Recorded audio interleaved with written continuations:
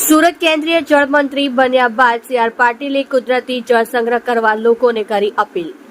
Water harvesting કરી જળ સંગ્રહ કરવા લોકોને અપીલ કરી છે. સી.આર. પાટીલની અપીલ બાદ લોકો જળ સંગ્રહ કરવા પ્રેરાયા. સુરતના ભીમરાળ ગામ ખાતે વોટર હાર્વેસ્ટિંગ પ્લાન્ટ બનાવાયો. વરસાદી પાણી જમીનમાં સંગ્રહ થાય તે રીતે કર્યો. કેન્દ્રીય જળ મંત્રી સી.આર. પાટીલના હસ્તે વોટર હાર્વેસ્ટિંગ પ્લાન્ટનું લોકાર્પણ કરાયું. ભીમરાળ ગામ દયાળ વિલા ખાતે તૈયાર કરાઈ છે વોટર હાર્વેસ્ટિંગ સિસ્ટમ. સી.આર. પાટીલની કેન્દ્રીય જળમંત્રી બનાવતા જ પાણીની સમસ્યા નિવારવા પ્રયત્નો શરૂ કર્યા. જમીનમાં પાણીનું સ્તર વધે અને પર્યાવરણની જાળવણી થાય તે માટેના પ્રયાસો શરૂ કર્યા. તમે જોઈ રહ્યા છો સત્યને સાથ આપનાર સત્ય સમ્રાટ ન્યૂઝ ચેનલ તંત્રી શ્રી નિલેશભાઈ પાટીલની સાથે. આ પહેલો કાર્યક્રમ હું કહી રહ્યો છું કે જેમાં દયાજી વિલાના સૌ આગેવાનોએ પોતે પોતાના બંગલાનો આ પાણી એ સીધું એ નીચે જમીનમાં ઉતરે એના માટે 20 ફૂટ સુધી અંદર બોર કરીને એમાં પાઇપ નાખ્યો છે. એને જે સ્ટોમ વોટર ડ્રેનેજની વ્યવસ્થા હતી કે વરસાદી પાણીના નિકાલની વ્યવસ્થા હતી એને બદલે એને જમીનમાં ઉતારવા માટે એમણે આખી લાઈન જોડી છે.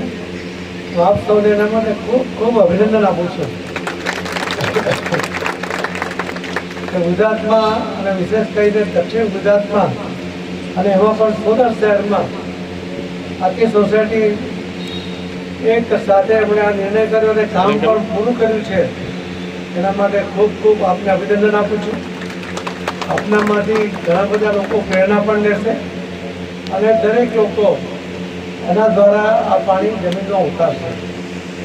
અમે મારા મંત્રાલય તરફથી તો વ્યવસ્થા વિચારી ગયા છીએ, પણ સાથે સાથે સુરત મહાનગરપાલિકા પણ 70% રાજ્ય સરકારમાંથી ગ્રાન્ટ આપે છે, 20% સાંસદ ધારાસભ્ય કોર્પોરેટરની ગ્રાન્ટમાંથી આપે છે અને 10% કોર્પોરેશન પોતે આપે છે.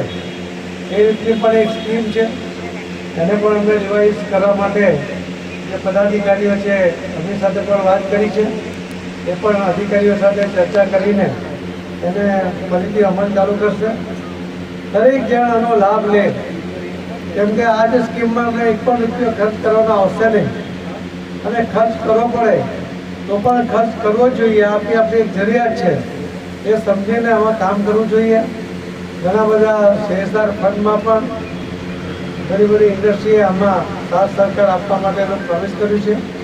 આપણે એક ઝુંબેશ સ્વરૂપે એક પણ ઘર એનો વરસાદનું પાણી એ વહી ન જાય, સીધું જમીનમાં ઉતરે એના માટેનું આપણે પ્લાનિંગ કરીએ છીએ. જ્યાં બોર છે ત્યાં બોરથી ઉતારીશું, ત્યાં બંધ થયેલા બોર છે એને ચાલુ કરીને ઉતારીશું. કેટલીક જગ્યાએ બોરને સાફ કરવા પડશે તો સાફ પણ કરી દઈશું અને જ્યાં બોર નથી, કૂવો નથી, ત્યાં પણ આપણે નવી ટેકનોલોજીનો ઉપયોગ કરીને એક એની જે ડિઝાઇન બનાવી છે એમાં લગભગ 1600 રૂપિયાનો ખર્ચ થાય છે. એટલે કે નાનું ઘર હોય, બોર ના હોય તો સીધું જમીનમાં પણ એ ઉતારી શકાય છે. અને જો બોર હોય તો લગભગ 1000 રૂપિયાનો જ ખર્ચો થાય છે. એ પ્રકારની સ્કીમ છે. મહાનગરપાલિકા જે નવી ટેકનોલોજી સાથે આવે છે એમાં 15,000 થી 1.25 લાખ સુધીનો ખર્ચો એમાં મહાનગરપાલિકા